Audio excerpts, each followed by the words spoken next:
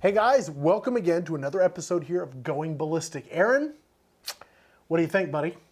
I love it. I love the Gauntlet. It's amazing. Umarex Gauntlet, 22 caliber, right in that 23, 24 foot-pound range. When you're talking about small bore guns, how do you get more lethal? Pellet. You got to find the right pellet. That's exactly right. So special thank you to H&N Pellets for sponsoring Going Ballistic, as well as Clear Ballistics. They gave us all the gel for this year's set of testing. Again, we're doing things a little bit differently. We're adding some medium to the front, a little resistance. Right. Like skin or hide or something.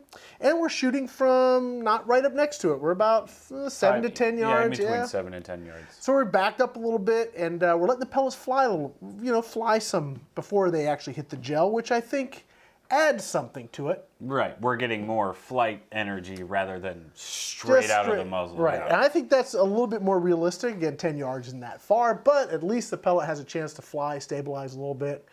And I think it gives us a more realistic look at what might happen when we hit small game.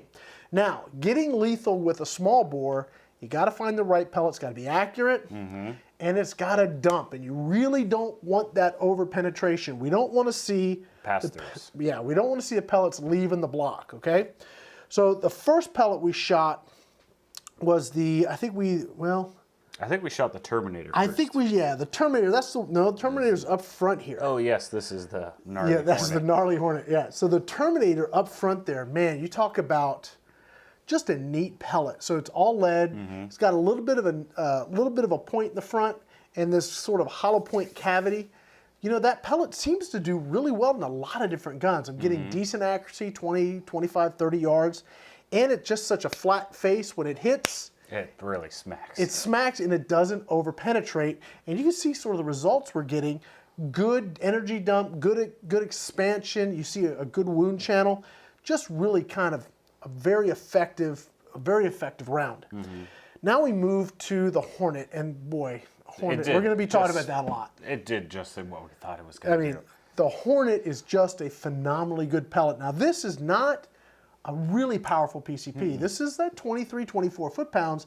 This is good for rabbit, squirrel, maybe, woodchuck, possum. We're going to do some prairie dogging with it. Small birds, whatever. Anything, yeah, that sort of small game. I wouldn't really push it past that small. Jackrabbit? Jackrabbit would be good. I wouldn't really push it past that. Yeah.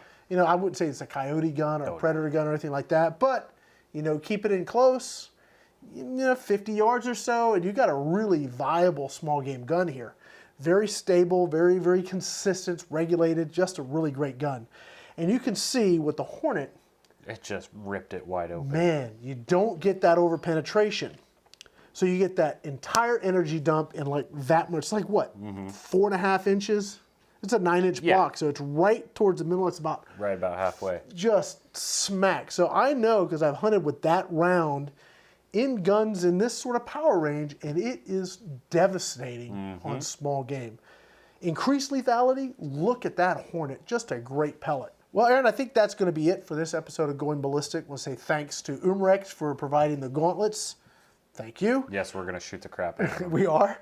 And of course, H&N for sponsoring this series, and Clear Ballistics for providing the ballistics gel. That extra lethality, look at that Hornet, man. Just such a great pellet. Just rips it apart. Yeah. For now, my name is Rick Utzer with AirgunWeb at AirgunWebTV. And I'm Aaron the Barbarian with AirgunWebTV. Thanks for watching.